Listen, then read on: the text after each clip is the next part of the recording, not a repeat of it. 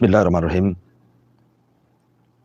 Assalamualaikum warahmatullahi wabarakatuh. Alhamdulillah wassalatu wassalamu ala rasulillah wa ala alihi wa sahbihi wa mawalah wa la hawla wa la quwata illa billahi wa ba'du. Alhamdulillah, segala puja dan puji hanya milik Allah subhanahu wa ta'ala.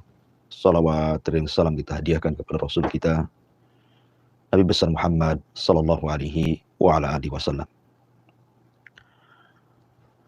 Alhamdulillah, kita bersyukur kepada Allah subhanahu wa ta'ala. Semua karena nikmat yang Allah subhanahu wa ta'ala anugerahkan kepada kita di pagi hari ini, sehingga kita bisa bertolabul ilmi walaupun lewat media. Salawat dan salam kita hadiahkan kepada Rasul kita Nabi besar Muhammad sallallahu alaihi wa ala alihi wasallam. Pagi hari ini kita akan membahas satu surat di dalam Al-Qur'anul Karim. Surat yang banyak pelajaran yang kita akan ambil nantinya, yakni surah Al-Adiyat. Surah Al-Adiyat ini secara tertib Al-Qur'an dia masuk pada tertib yang ke-100. Dengan jumlah ayat 11 dan jumlah kalimat 40 serta jumlah huruf 164 huruf. Surah Al-Adiyat ini bicara tentang kuda. Tapi bukan kuda biasa, kuda perang. Kan di zaman itu kendaraan yang paling efektif untuk berperang adalah kuda. Karena kuda ini binatang yang sangat lincah sekali. Bahkan Nabi SAW sampai mengatakan bahwa fi nawasiha khairun. Di ubun-ubun kuda itu terdapat kebaikan ila yaumil qiyamah, sampai kiamat dibangkitkan. Dan itu tidak terdapat dalam binatang-binatang yang lainnya. Makanya Allah Subhanahu wa taala ketika bicara tentang persiapan perang, wa'iddu lahum mastata'tum min quwwah wa min ribatil khail. Persiapkanlah oleh kalian dari kekuatan yang kalian miliki, termasuk juga kuda-kuda perang. Dan subhanallah, kuda ini keberaniannya ditentukan oleh penunggangnya. Semakin berani penunggangnya, semakin berani kudanya. Semakin pengecut penunggangnya, maka kudanya juga ikut pengecut. Dan kuda ini saya katakan dari awal sangat lincah. Bisa bergerak ke kiri, ke kanan, ke depan, memutar, dan begitu seterusnya. Maka karena ada kebaikan dalam kuda ini, terutama dalam jihad fisabilillah, makanya Allah Subhanahu wa ta'ala menjadikan kuda ini sebagai sumpah di dalam surah Al-Adiyat ini. Dan kaidah Al-Quran, tidaklah Allah Subhanahu wa ta'ala bersumpah kecuali ada kebaikan dalam sumpahnya. Ada kemuliaan pada makhluk yang dijadikan sumpahnya. Dan Allah Subhanahu wa ta'ala tidak memilih semua makhluk untuk dijadikan sumpahnya. Kemudian ketika Allah Subhanahu wa ta'ala bersumpah dengan makhluknya, maka terserah Allah. Allah bersumpah dengan siapapun atau apapun dengan makhluknya. Tetapi makhluk tidak boleh bersumpah kecuali kepada Allah Subhanahu wa ta'ala. Faman halafa bi ghairillahi faqad asyrak. Barang siapa yang bersumpah kepada selain Allah Subhanahu wa ta'ala, dia telah menyekutukan Allah Subhanahu wa ta'ala dengan yang lainnya. Allah Subhanahu wa ta'ala berfirman, wal 'adiyati dhabha. Demi kuda-kuda perang yang berlari kencang. Dhabha dengan suara yang keluar dari dadanya. Mungkin bahasa kita terengah-engah. Fal muriyati qadha. Dan kuda yang mercikkan bunga api dengan pukulan-pukulan kakinya. Fal mughirati subha. Dan kuda yang menyerang secara tiba-tiba di waktu pagi. Fa'athar nabihi naq'a. Sehingga menerbangkan debu-debu di sekitarnya. Fawasat nabihi jam'ah. Lalu menyerbu ke tengah-tengah kumpulan musuh-musuhnya. Surah Al-Adiyat ini tentu ada asbab nuzulnya. Ketika Nabi SAW mengutus Sariyah dengan jumlah 100 penunggang kuda dipimpin oleh seorang sahabat Ansar yang bernama Mungdir Ibnu Amrin al-Ansari radhiyallahu anhu untuk menyerang sebuah perkampungan di Bani Kinana. Setelah berhari-hari, rupanya tidak ada kabar tentang pasukan ini. Apakah dia menang ataukah dia kalah? Dan di mana mereka? Sehingga dijadikan kesempatan orang-orang munafik untuk membuat habar-habar yang menakutkan di tengah-tengah kaum muslimin, bahwa pasukan itu mengalami kekalahan, kuda-kudanya menjadi harta rampasan, dan pasukannya ditawan. Sampailah berita ini kepada Nabi sallallahu alaihi wasallam. Fahazinan Nabi sallallahu alaihi wasallam, Nabi pun merasa sedih akan kondisi para sahabat yang diutusnya. Akan tapi Allah Subhanahu wa taala kemudian menenangkan Nabi sallallahu alaihi wasallam dengan menurunkan surah Al-Adiyat, di mana Allah Subhanahu wa taala memberikan kabar kepada Rasul tentang kondisi mereka yang berbeda dengan apa yang disebarkan orang-orang munafik tentang kekalahan para sahabat yang diutus Nabi sallallahu alaihi wasallam kepada Bani Kinana. Maka Allah Subhanahu wa taala turunkan bahwa mereka tidak kalah. Mereka sedang bertempur habis-habisan. Dan Allah katakan wal adiyati dhabha, demi kuda-kuda yang berlari kencang dan terengah-engah. Mereka sedang berada di atas kuda-kuda mereka. Fal muriyati qadha, dan kuda yang memercikan bunga api. Maknanya tidak mungkin api terlihat di siang hari. Artinya mereka sedang berada di malam hari dan memacukan kudanya ke tengah-tengah peperangan. Fal mughirati subha, dan mereka sedang menyerang secara tiba-tiba di waktu awal fajar. Fa asarna bihi naqa, sehingga kemudian mereka sedang berada di peperangan yang berkecamuk yang luar biasa sehingga debu berterbangan kemana-mana.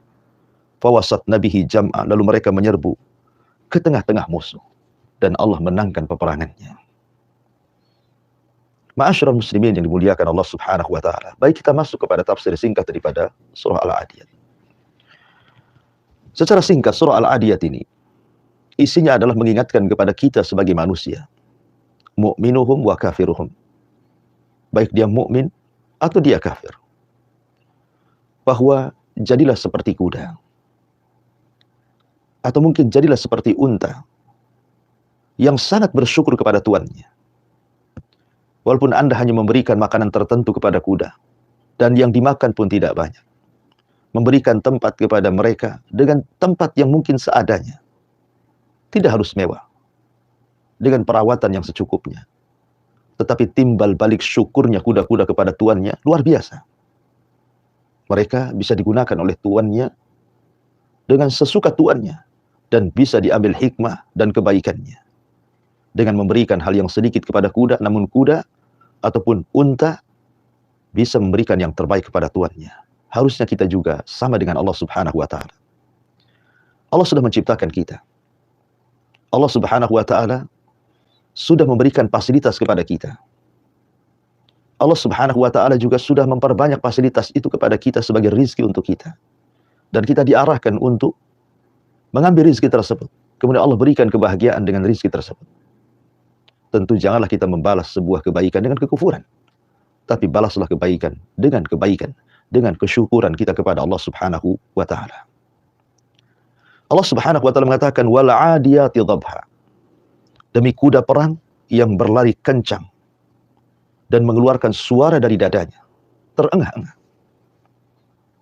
Tadi saya katakan bahwa kuda adalah binatang yang sangat luar biasa, bahkan dicintai para nabi. Sulaiman alaihi salatu wassalam adalah seorang raja yang sangat mencintai kuda. Sampai suatu ketika, saking cintanya dengan kuda, dia memandang kuda, mengelus kuda, sampai akhirnya lupa melaksanakan salat. Makanya kemudian Sulaiman untuk menebus kesalahannya, dia pun menyembelih kuda itu semuanya, dan akhirnya Allah Subhanahu wa taala menggantikan kepada Sulaiman sesuatu yang jauh lebih baik dibandingkan kuda. Lebih cepat dibandingkan kuda. Allah tundukkan angin dan awan kepadanya. Di sinilah ada kaidah man taraka syai'an lillahi awadallahu khairan minhu. Barang siapa yang meninggalkan sesuatu karena Allah, maka pasti Allah akan memberikan sesuatu itu dengan yang jauh lebih baik daripada yang ditinggalkannya. Jadi tidak perlu khawatir. Kalau Anda bekerja di tempat yang terdapat keharaman di dalamnya, mungkin banyak transaksi riba, kezaliman, menipu orang, maka pindahlah dari pekerjaan itu.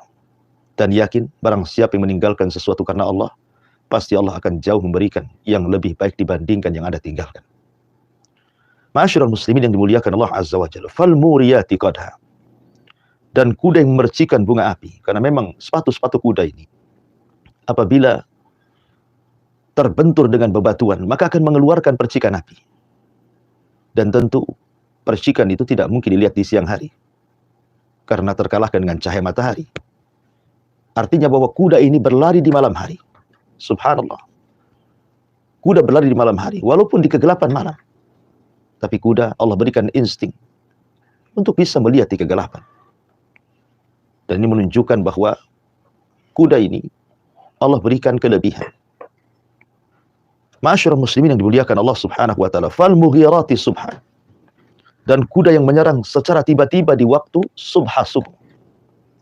Kebiasaan Nabi Shallallahu alaihi wasallam apabila menyerang musuhnya, maka dia tidak pernah menyerang di pagi. Maksudnya setelah terbit matahari, ataupun di siang hari, ataupun di sore hari, ataupun di malam hari.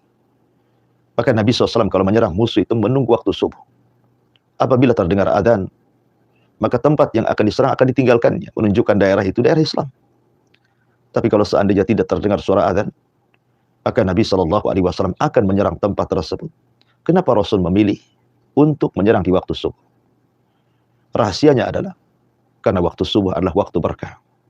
Makanya Nabi SAW mengatakan, Allahumma barik li ummati fi bukuriha. Ya Allah, berkahi umatku di waktu bukurnya, di waktu paginya maksudnya, subuh sampai terbit matahari. Dan Nabi SAW mengatakan, nusirtu bis sabah wa uhlikatil adu bid dabur. Bahwa aku ditolong dengan angin pagi, sebagaimana kaum Ad dihancurkan dengan angin sore. Ya, karena subuh ada angin yang luar biasa, angin sabah. Makanya tidak ada satupun riwayat yang menjelaskan wanita-wanita di zaman itu salat berjamaah di waktu zuhur, di waktu asar, di waktu maghrib, di waktu isya, kecuali di waktu subuh. Di mana wanita-wanita di zaman Rasul, mereka keluar untuk melaksanakan salat pada waktu ghalas. Waktu ghalas artinya masih ada gelapnya, belum nampak apapun. Mereka pada keluar. Bukan berarti kemudian wanita yang salat di selain subuh tidak boleh, boleh, tetapi yang dikisahkan dalam hadis-hadis adalah wanita berjamaah itu di waktu subuh. Ya, karena mereka selain juga melaksanakan kewajiban Allah Subhanahu wa taala salat subuh berjamaah, juga mereka melakukan riyadhah, melakukan olahraga, karena di waktu pagi itu waktu yang menyehatkan badan. Bahkan Imam Ibnu Qayyim rahimahullah taala sampai mengatakan, sebuah hal yang tidak baik adalah ketika seseorang tidur di pagi hari, di waktu subuh sampai terbit matahari. Karena itu waktu berkah. Orang yang membiasakan tidur di waktu ini tidak akan ada keberkahan pada hidupnya, tidak ada keberkahan dalam keluarganya, tidak ada keberkahan dalam hartanya. Karena dia tertidur di waktu Allah menurunkan berkahnya. Itulah rahasia kenapa Nabi Shallallahu alaihi wasallam menyerang manusia di waktu subuh. Karena subuh itu adalah waktu berkah bagi kaum muslimin. Kemudian Allah mengatakan fawasat nabihi jam'a. Lalu mereka menyerbu ke tengah-tengah kumpulan musuh. Begitulah keberanian para mujahidin dan keberanian kuda-kuda para mujahidin. Mereka dianugerahi oleh Allah Subhanahu wa taala nikmat untuk berperang. Karena tidak semua orang bisa perang. Karena perang ini perlu keberanian. Dan tidak semua hewan seperti kuda punya keberanian. Ketika penunggangnya semakin berani, maka kudanya pun semakin nekat dan berani. Ma'asyiral muslimin yang dimuliakan Allah Subhanahu wa taala. Dan penafsiran ini adalah penafsiran menurut Abdullah bin Mas'ud radhiyallahu anhu, dan juga ini pendapat jamaahirul ulama. Ini adalah pendapat mayoritas para ulama bahwa al-adiyat di sini adalah kuda. Tapi ada pendapat yang lain seperti Ali bin Abi Thalib radhiyallahu mengatakan bahwa al-adiyat di sini bukan kuda, tapi ini bercerita tentang unta yang dinaiki oleh jemaah haji. Jadi artinya wal adiyati dhabha, demi unta-unta yang dinaiki oleh jemaah haji yang berlari kencang dan mengeluarkan suara di dadanya, terengah-engah. Fal muriyati qadha, dan demi unta yang ditunggangi oleh jemaah haji kemudian kakinya menghantam-hantam batu kemudian terpercik padanya api-api dari kakinya. Fal mughirati subha, dan demi unta-unta yang ditunggangi jemaah haji yang tiba di waktu pagi. Maksudnya mereka yang berangkat dari Muzdalifah menuju Mina. Ada yang mengatakan dari Arafah menuju Muzdalifah. Fa'asar nabihi naq'a, sehingga perjalanan unta itu menghambur-hamburkan debu di sekitarnya. Fawasat nabihi jam'a, lalu mereka sampai di jam'a. Jam'a itu artinya Muzdalifah. Itu sebagian ulama mengatakan bahwa al-adiyat di sini bukan kuda tapi unta. Tapi pendapat ini dibantah oleh sebagian para ulama. Karena tidak mungkin unta itu lari kencang saat melaksanakan ibadah haji. Karena akan bertentangan dengan sabda Nabi SAW, as-sakinatus sakinah. Tenanglah kalian, tenanglah kalian. Sementara ini berlari kencang. Makanya pendapat yang adhar wallahu a'lam, pendapat yang lebih mendekati teks ayat adalah bahwa yang dimaksud al-adiyat di sini bukan unta tetapi kuda-kuda perang. Ma'asyiral muslimin yang dimuliakan Allah Subhanahu wa taala. Allah Subhanahu wa taala mengatakan, innal insana li rabbih lakanud. Sungguh manusia itu sangat ingkar, tidak bersyukur kepada Tuhan. Dari sini kita tahu bahwa ketika Allah Subhanahu wa taala bercerita tentang kuda, bagaimana kuda sangat bersyukur kepada tuannya, padahal tuannya tidak banyak memberikan sesuatu kepada kuda. Makanan yang secukupnya, tempat yang sederhana. Tetapi kemudian kuda ini sangat bersyukur dengan tuannya. Apapun yang diperintahkan tuannya, kuda ini nurut. Sampai pun kepada sebuah hal yang sangat mengancam jiwanya, peperangan, kuda ini tetap menurut. Bahkan kuda ini semakin berani ketika tuannya yang menungganginya sangat berani. Berbeda dengan manusia. Allah mengatakan, innal insana li rabbih lakanud. Kalimat al-insan di dalam Al-Quran itu biasanya berkonotasi jelek. Seperti Allah mengatakan, innal insan khuliqa halu'a. Manusia ini diciptakan suka mengeluh. Wal asri innal insana lafi khusrin. Demi waktu asar atau demi masa atau demi waktu, manusia ini sungguh dalam keadaan rugi. Artinya Al-Quran kalau menyebutkan kalimat al-insan, biasanya konotasinya tidak baik. Sehingga sebagian para ulama mengatakan yang dimaksud al-insan dalam ayat ini adalah kufar, orang-orang kafir. Di mana orang-orang kafir itu mereka kanut, mereka ingkar, mereka dengki, mereka hasad, mereka bakhil. Ya. Tapi ada juga yang mengatakan al-insan ini mencakup mukmin dan kafir. Bisa mukmin, bisa kafir. Karena terkadang mukmin juga ada yang ingkar kepada nikmat Allah Subhanahu wa taala, tidak mesti kafir. Padahal ma'asyiral muslimin yang dimuliakan Allah Subhanahu wa taala, sudah saya katakan di awal bahwa manusia itu oleh Allah Subhanahu wa taala diberikan 5 nikmat. Pertama, al-ijad. Yang kedua, al-i'dad. Yang ketiga, al-imdad. Yang keempat, al-irsyad. Dan yang kelima, al-is'ad. Pertama, al-ijad. Allah Subhanahu wa taala menciptakan manusia. Kemudian yang kedua, bukan hanya Allah ciptakan manusia, bahkan Allah ciptakan fasilitasnya, bumi beserta isinya. Lautnya, gunungnya, sawahnya, tempat tinggalnya, dan begitu seterusnya. Kemudian Allah i'dad. Allah persiapkan. Allah letakkan sesuai dengan letaknya, laut di mana, hutan di mana, kebun di mana, sawah di mana, tempat tinggal manusia di mana. Allah persiapkan dengan sangat indah dan cantiknya. Kemudian setelah itu Allah imdad. Allah perbanyak lagi. Di mana satu pohon terkadang buahnya ada yang isinya ratusan biji.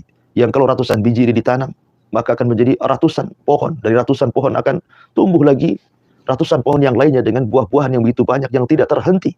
Sejak diciptakan pohon sampai hari ini, bukan semakin sedikit pohon, semakin banyak. Ikan-ikan di lautan. Kadang satu ikan melahirkan ratusan ikan melahirkan ribuan ikan. Dan begitu seterusnya, rizki manusia tidak terputus. Allah perbanyak. Ya. Demi keberlangsungan hidup manusia di bumi. Kemudian bukan hanya imdad. Allah Subhanahu wa ta'ala berikan is'ad, berikan irsyad. Di mana insting manusia itu bisa memilih mana yang bisa dimakan, mana yang tidak, mana yang baik, mana yang buruk, mana yang bisa jadi obat, mana yang jadi penyakit, dan begitu seterusnya. Mana binatang yang boleh dimakan, mana yang tidak. Allah berikan irsyad, yang dengan itu manusia diberikan kebahagiaan di dunia. Harusnya nikmat yang besar dari Allah Subhanahu wa ta'ala ini disyukuri oleh manusia, bukan dikufuri. Tapi Allah mengatakan, innal insana li rabbih lakanud. Sungguh manusia betul-betul ingkar, tidak bersyukur kepada Tuhannya. Wa innahu ala dzalika lasyahid. Dan sesungguhnya dia manusia menyaksikan, mengakui keingkarannya. Artinya ketika mereka ingkar kepada Allah Subhanahu wa taala bukan tanpa ada unsur kesengajaan. Bukan tidak ada unsur kesengajaan atau tidak ada unsur kesadaran, tidak. Justru mereka ingkar dengan kesadarannya. Mereka ingkar dengan pengetahuannya. Sengaja mereka ingkar. Mereka lebih mengikuti hawa nafsunya dibandingkan arahan wahyu Allah Subhanahu wa taala yang diarahkan para nabinya, termasuk Nabi kita Muhammad sallallahu alaihi wasallam. Kemudian Allah mengatakan, wa innahu lihubbil khairi lasyadid. Dan sungguh manusia itu cintanya kepada harta benar-benar berlebihan. Dahulu orang Arab apabila menyebut harta itu dengan sebutan al-khair, sebuah kebaikan. Karena orang-orang Arab jahiliyah disangkanya bahwa kalau orang dapat harta banyak itu berarti dia hidup di atas kebaikan. Rupanya prasangka ini juga berlaku pada hari ini. Banyak orang yang menyangka bahwa kebahagiaan itu ada pada harta, ada pada pangkat dan jabatan. Apabila orang tidak punya harta, berarti tidak bahagia. Apabila orang tidak punya pangkat, jabatan, dan kedudukan, artinya dia tidak bahagia. Sehingga mereka siang, malam, pagi berangkat, sore pulang, malam pun tidur hanya memikirkan harta. Karena dia sangka bahwa kebahagiaan itu ada pada harta. Bahkan ada orang yang rela kemudian menghabiskan waktunya, menghalalkan segala cara, hanya untuk mendapatkannya. Baik harta, jabatan, kedudukan, kepemimpinan, itulah yang banyak dilakukan manusia. Mereka tidak sadar bahwa kebahagiaan bukan ada pada harta. Ya, kita katakan harta itu bisa menyumbang kebahagiaan sedikit, tapi bukan segalanya. Banyak orang-orang miskin, orang-orang yang tidak diberikan harta banyak, buktinya mereka bisa bahagia dengan lapangnya dada. Dan buktinya juga orang-orang yang berlimpah ruah harta juga, mereka tidak bahagia. Banyak orang yang stres, bahkan sebagian mereka ada yang bunuh diri, padahal mereka banyak hartanya. Mereka tidak tenang hidupnya. Karena sesungguhnya harta itu dikembalikan kepada pemiliknya. Malun saleh li rajulin saleh, kata Rasulullah. Harta yang baik itu kalau dikelola orang baik. Tapi harta bisa jadi jahat kalau yang mengelola orang jahat. Seperti di sini Allah mengatakan, wa innahu li hubbil khairi lasyadid. Dan ada manusia itu yang mencintai harta. Lasyadid, sampai kepada tingkat bakhil. Tidak bersyukur, tidak mau mengeluarkan infak, zakat, dan sedekahnya. Seolah-olah harta itu milik dia. Seperti Qarun. Ketika datang kemudian petugas-petugas zakat yang diutus oleh Nabi Musa alaihi salatu wasalam untuk meminta zakatnya, apa kata Qarun? Innama utitu min ilmin indi. Innama utitu min ilmin indi. Harta ini datang dari kemampuanku, dari kecerdasanku. Dia mengingkari bahwa harta itu datang dari Allah Subhanahu wa taala. Seolah kemudian Qarun itulah yang mengadakan harta, bukan titipan dari Allah Subhanahu wa taala. Akhirnya apa yang terjadi? Ketika Qarun kufur nikmat, Allah mengatakan fa khasafna bihi wa bidarihi al-ardh. Kami tenggelamkan Qarun beserta harta-hartanya ke perut bumi. Begitulah orang-orang yang kufur nikmat. Diberikan nikmat oleh Allah Subhanahu wa taala tidak bersyukur, maka Allah mengatakan la in syakartum la azidannakum wa la in kafartum inna adzabi lasyadid. Kalau kalian bersyukur, maka aku akan tambah, tapi kalau kalian kufur, maka adab Allah sudah menanti dengan adab yang sangat pedih. Ma'asyiral muslimin yang dimuliakan Allah Azza wa Jalla, kecintaan manusia kepada harta ini, apalagi di zaman sekarang, sampai kepada tingkat menyembahnya. Subhanallah. Sadaqah Nabi sallallahu alaihi wasallam ketika bersabda, sungguh benar Nabi SAW ketika bersabda, ta'isa abdud dinar, ta'isa abdud dirham, ta'isa abdul khamisah wal khamilah. Celaka hamba dinar dan dirham. Celaka hamba uang. Orang mengira bahwa ketika dia mencari uang, dia bisa mengatur uang. Orang kira ketika dia mencari harta, dia bisa mengatur harta dengan sekehendaknya. Tapi rupanya harta pula yang mengatur dirinya. Itulah abdu, dinar dan dirham. Sebagaimana sebuah hadis. Nabi Shallallahu Alaihi Wasallam bersabda, Iyaka wasyuh, hati-hati kalian dengan kebakhilan. Fa inna syuha ahlaka man kana qablakum. Karena kebakhilan itu menghancurkan umat-umat sebelum kalian. Kemudian Rasul mengatakan, amarahum bil bukhli fabakhilu, wa amarahum bil zulmi fadhalamu, wa amarahum bil qati'ati faqata'u. Ketika harta memerintahkan mereka untuk bakhil, mereka pun bakhil. Ketika harta memerintahkan untuk melakukan kezaliman, mereka pun zalim. Ketika harta memerintahkan mereka untuk mutus silaturahim, mereka pun mutus silaturahim. Lihat akibat kecintaan yang berlebihan kepada harta. Dia jadi bakhil, dia jadi zalim, dan dia memutus silaturahim. Betapa banyak orang-orang yang kemudian saling bunuh-bunuhan gara-gara harta. Betapa banyak orang kemudian durhaka kepada orang tua gara-gara harta. Betapa banyak suami istri bercerai gara-gara rebutan harta, gara-gara ekonomi. Betapa banyak kemudian saudara sekandung bahkan saling bermusuhan, saling membunuh hanya gara-gara harta warisan. Begitulah harta, bisa jadi kebaikan, bisa jadi bencana, tergantung siapa yang mengelolanya. Padahal Nabi SAW mengatakan dalam sebuah hadis, "Madhi'bani ja'ian, ursila fi ghanamin, bi afsadalaha min hirsil mar'i 'alal mali wasyarafi." Sebuah hadis yang dikeluarkan oleh Imam At-Tirmidzi dan juga hadis ini hasan. Tidaklah dua serigala yang lapar diutus kepada seekor kambing lebih rusak dibandingkan manusia cinta dengan harta dan juga dengan kehormatan. Kenapa demikian? Kalau ada dua serigala yang lapar, kemudian memangsa seekor kambing, ya korbannya hanya satu kambing saja. Tapi manusia yang punya harta, yang punya kedudukan, dengan hartanya dia bisa merusak banyak manusia. Dengan hartanya bisa membuat perang manusia. Dengan hartanya bisa membuat kerusakan di tengah-tengah manusia. Itulah manusia. Ketika kemudian cinta harta dan cinta kehormatan, rusak segalanya. Makanya Allah ingatkan, wa innahu lihubbil khairi lasyadid. Kemudian Allah mengatakan, afala ya'lamu idza bu'thira ma fil qubur. Afala ya'lamu idza bu'thira ma fil qubur. Maka tidaklah dia mengetahui apabila disingkap atau dikeluarkan semua manusia yang ada dalam kuburan. Kalian boleh sekarang di dunia berpoya-poya. Silahkan berpoya-poya. Silahkan kalian melakukan kezaliman dengan harta kalian. Silahkan kalian bermaksiat dengan harta kalian. Tetapi ingat, Allah ingatkan di sini, afala ya'lamu idza bu'thira ma fil kubur. Nanti ada hari kiamat di mana kalian akan dibangkitkan, dikeluarkan dari kubur-kuburnya. Seolah-olah Allah Subhanahu wa taala ingin memerintahkan kepada kita, sebelum hari itu datang, sebelum hari kiamat datang, sebelum kalian dikeluarkan dari kuburan, dikumpulkan di padang mahsyar, dihisab, ditimbang, disebarkan catatan,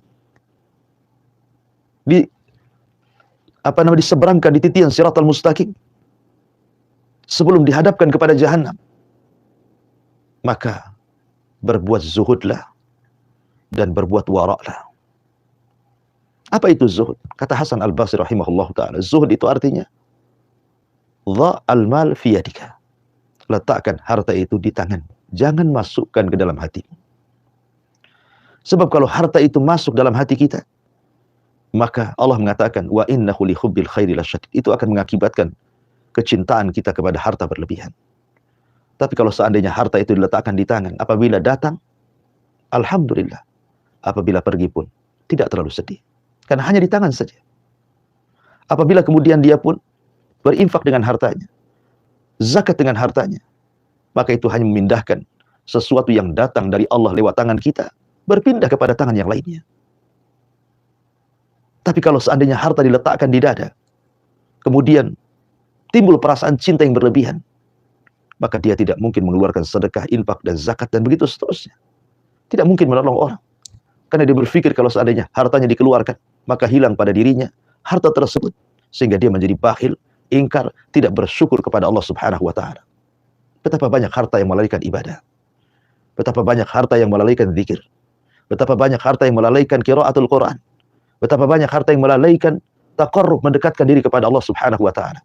Makanya Allah Subhanahu wa ta'ala ingatkan, ya, jadilah hamba yang zuhud. Bukan berarti tidak boleh kaya. Zuhud itu boleh kaya. Sufyan Ats-Tsauri rahimahullahu ta'ala, alim min ulama zuhad. Alim min ulama zuhad. Dia adalah orang yang alim terhadap ilmu zuhud, tapi dia juga kaya. Ketika ditanya, ya Imam, engkau mengajak manusia untuk zuhud sementara hartamu begitu banyak. Maka Sufyan Ats-Tsauri mengatakan, likaila atamandalu ala al-mulk, supaya aku tidak menjilat pemerintah. Aku bisa mengucapkan yang hak adalah hak, yang batil adalah batil, tanpa harus menyetir atau tanpa harus disetir oleh para penguasa, karena aku tidak hidup dari mereka.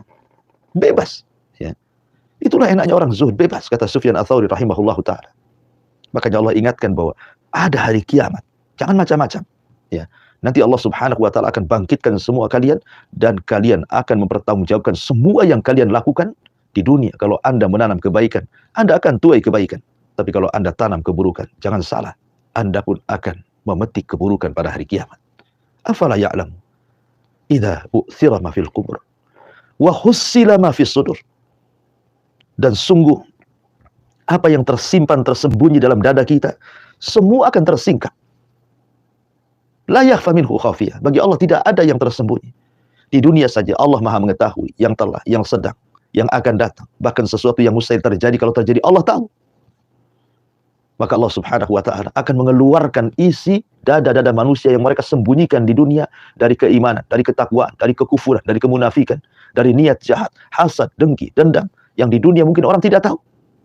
Tapi di akhirat Allah akan munculkan semuanya. Siapa Anda sebenarnya? Maka Allah mengatakan, inna rabbahum bihim yauma idzin la khabir. Sungguh Tuhan mereka pada hari itu maha teliti terhadap keadaan mereka. Khabir dengan alim tentu berbeda. Khabir adalah sesuatu yang sangat teliti sekali. Dan ingat bahwa Allah Subhanahu wa ta'ala akan membalas sesuai dengan pengetahuannya di dunia. Karena Allah itu kan maha mengetahui. Jadi ketika Allah Subhanahu wa ta'ala membalas manusia di akhirat itu dengan ilmunya. Karena Allah tidak pernah menzalimi hamba-hambanya. Allah tidak pernah menzalimi hamba-hambanya. Kalaupun ada hambanya yang dimasukkan ke dalam neraka itu karena keadilannya. Dan ketika Allah masukkan manusia ke dalam surga itu karena rahmatnya. Ma'asyiral muslimin yang dimuliakan Allah Azza wa Jalla. Inilah tafsir singkat daripada surah Al-Adiyat. Mudah-mudahan ada manfaatnya. Baik, saya kembalikan kepada moderator. Fal yatafadhal mashkur. Baik, jazakallahu khairan, barakallahu fikum. Terima kasih banyak Ustaz untuk Modal Islam yang sangat berfaedah sekali bagi kita semua kaum muslim dan muslimah, khususnya sahabat pendengar Radio Hal 106 FM Batam. Alhamdulillah telah kita simak majelis taklim kita oleh bimbingan guru kita tentunya di sisa waktu kita akan bertanya jawab. Silakan kaum muslim dan muslimah sahabat pendengar Radio Hal FM Batam dalam menyisipkan pertanyaan pada nomor 081 803 106. Di pagi hari ini ada pertanyaan yang kembali masuk Ustaz dari Ibu Ima. Ibu Ima di Singapura menyampaikan pertanyaan, Ustaz, bagaimana dengan keadaan orang-orang yang kaya yang kalau dinasehati untuk sedekah atau infak itu nyeletuk dengan menanggapi banyak juga orang yang tidak sholat tapi kaya, sedangkan orang sering sholat tapi miskin. Bagaimana dengan yang demikian ini? Iya. Bismillahirrahmanirrahim. Salatu wassalamu ala rasulillah amma ba'du. Ada pertanyaan. Apabila orang-orang kaya dinasihati untuk bersedekah, mereka mengatakan bahwa banyak orang-orang yang tidak sholat. Mereka Allah berikan kekayaan. Ingat, ini syubhat. Allah Subhanahu wa ta'ala ketika memberikan kekayaan bukan tanda sebuah kebaikan. Ketika Allah Subhanahu wa ta'ala memberikan kekayaan bukan tanda sebuah kebaikan. Karena yang namanya harta itu bersyirikat antara mukmin dan kafir. Sebagaimana hadis Nabi Shallallahu Alaihi Wasallam bahwa harta itu diberikan kepada orang yang Allah cintai dan kepada orang yang Allah tidak cintai. Berbeda dengan iman. Allah Subhanahu wa ta'ala yang berikan kepada orang yang dicintainya saja. Qarun kaya, Namrud berkuasa dan kaya, Fir'aun berkuasa dan kaya. Tapi di sisi lain Sulaiman alaihissalam juga diberikan kekuasaan dan kekayaan. Nabi Allah Dawud diberikan kekuasaan dan kekayaan.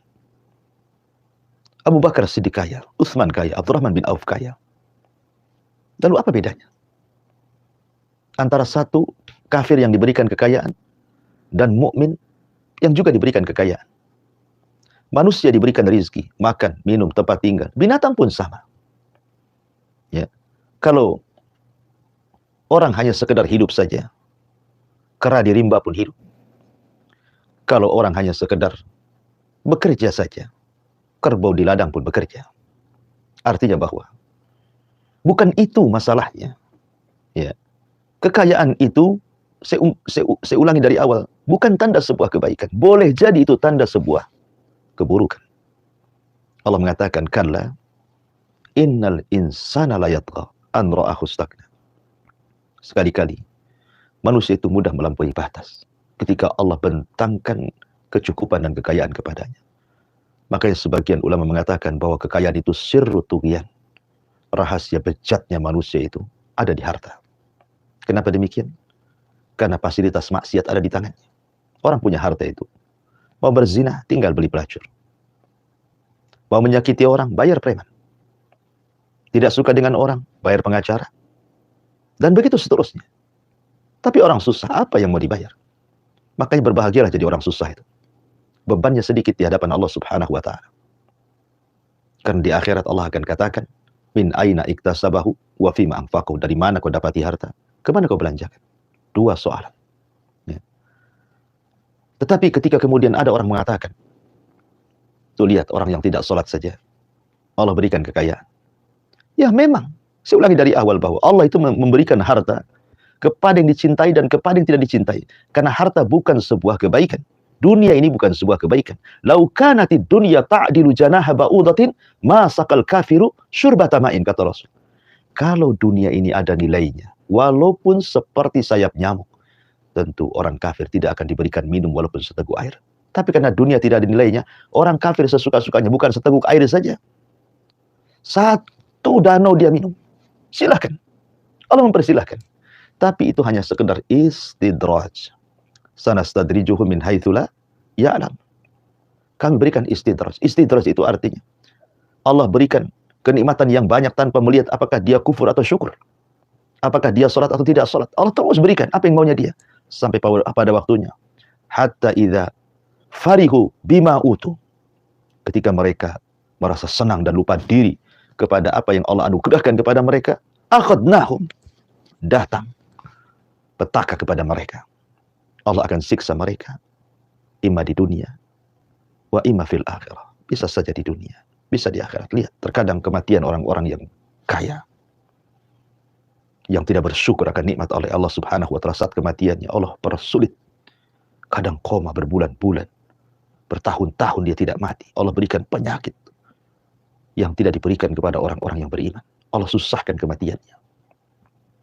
Di akhirat lebih susah lagi. Makanya orang-orang yang meninggal, mereka mengatakan, laula akhartani ila ajalin qarib, la asaddaqu aku minas salihin. Ya Rabb, kalau engkau hidupkan aku sesaat, aku akan sedekahkan semua harta dan aku akan bergabung bersama orang-orang saleh. Itulah orang-orang yang meninggal. Ya. Maka ingat bahwa harta adalah amanah dari Allah Subhanahu wa Ta'ala. Maka amanah ini adalah titipan. Maka gunakanlah sebaik mungkin sesuai dengan kehendak yang menitipkan amanah tersebut. Wallahu a'lam. Insyaallah. Baik, Ustaz, syukron jazakallahu khairan Ustaz untuk pencerahannya, untuk menjawab pertanyaan Ibu Ima di Singapura. Terima kasih banyak untuk pertanyaannya. Insyaallah jadi ilmu berfaedah bagi kita semua. Satu soalan terakhir Ustaz yang hadir lagi di pagi hari ini, Bapak Sukri di Jakarta Selatan ya. Bapak Sukri di Jakarta Selatan menyampaikan pertanyaan Ustaz. Ustaz kadang selalu bertanya-tanya dalam hati kalau misalnya seseorang pernah berbuat dosa, pernah kufur nikmat ataupun dosa besar yang lainnya, lalu sadar kalau saat dia salah lalu taubat. Yang membuat bertanya-tanya itu, Ustaz, apakah dosa itu diampuni atau tidak? Ustaz, walaupun sudah bertobat kadang masih takut. Bagaimana dengan pemikiran seperti ini? Ya, alhamdulillah. Kalau ada orang kaya, kemudian menghambur-hamburkan kekayaannya, setelah miskin, baru menyesal, kemudian bertobat.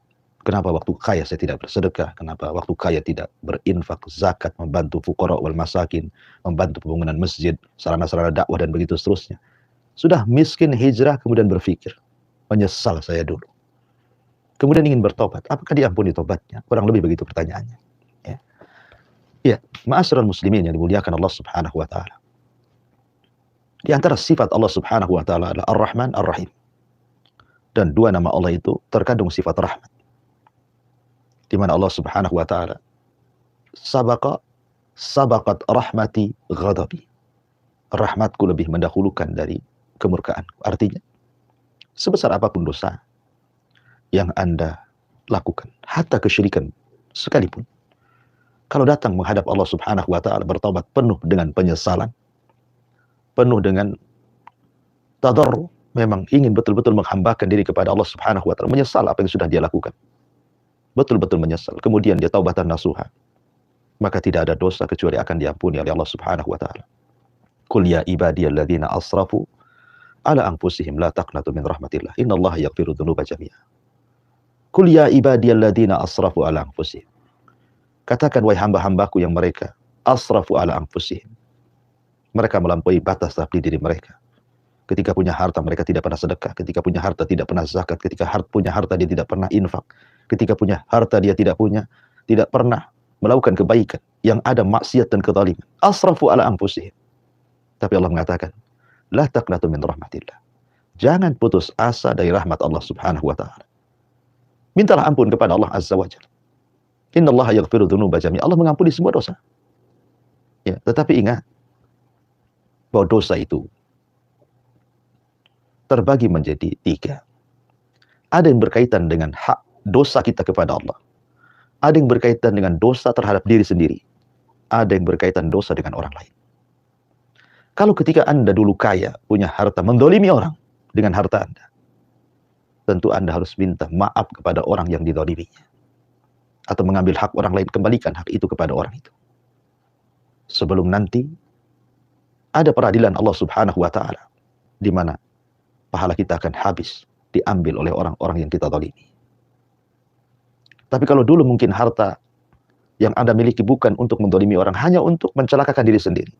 Minum khamr, berzina, kemudian menghambur-hamburkan harta, membazirkan harta dan begitu seterusnya. Sekarang sudah jatuh miskin baru Anda sadar. Ya, begitulah hikmahnya.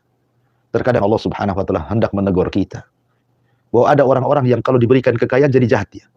Sehingga Allah miskinkan Anda supaya jadi baik. Atau sebaliknya, terkadang ada orang-orang yang kalau Allah miskinkan jadi jahat, makanya Allah berikan kekayaan supaya dia jadi baik. Semua hikmah dari Allah Subhanahu wa taala. Allah memberikan harta sesuai dengan kehendaknya dan hikmahnya, kebaikannya. Ya. Boleh jadi mungkin Anda tipe orang yang ketika dimiskinkan harus baik. Buktinya Anda tobat. Ketika Anda kaya, boleh jadi ketika Anda diberikan kekayaan lagi, mungkin kufur lagi. Kufur nikmat lagi. Kita tidak tahu. Maka bersyukurlah. Ketika Anda miskin, Anda disadarkan. Ya. Anda disadarkan oleh Allah Subhanahu wa taala untuk introspeksi, kenapa dulu waktu kaya saya bakhil dan begitu seterusnya. Intinya bahwa kalau Anda bertobat, ya tidak ada dosa yang tidak diampuni. Allah Maha mengampun segala dosa hamba-hambanya, walaupun dosa kita melambung sampai ke langit. Kalau kita datang kepada Allah dengan keikhlasan, ingin tobat nasuha, tidak ada dosa kecuali Allah akan ampuni. Wallahu a'lam. Insyaallah. Jazakallahu khairan Ustaz untuk jawabannya ya, untuk pertanyaan tadi Bapak Sukri di Jakarta Selatan. Insya Allah jadi yang berfaedah bagi